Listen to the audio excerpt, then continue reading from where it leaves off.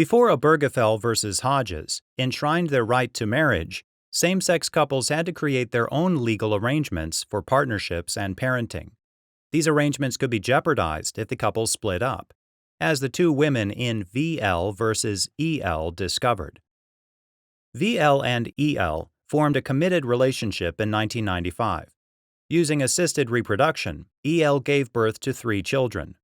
VL and EL raised them as joint parents. To formalize VL's parental relationship, the two women decided to have VL adopt the children. They rented a house in Georgia and filed a petition for adoption in Fulton County Superior Court. EL stated that she wasn't relinquishing her own parental rights and gave her express consent to VL adopting the children as a second parent. The Georgia court determined that the adoption was in compliance with state law and issued a decree of adoption recognizing both EL and VL as legal parents. In 2011, EL and VL were living in Alabama with the children when they decided to end their relationship. VL moved out. EL wouldn't let VL see the kids.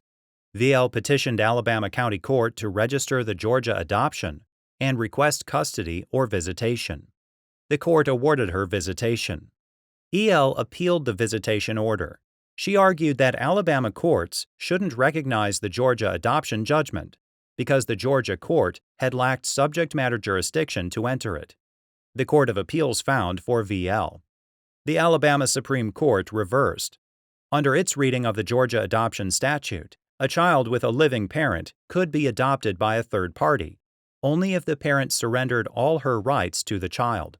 It held that the Georgia court couldn't let VL adopt the children while still recognizing EL's rights.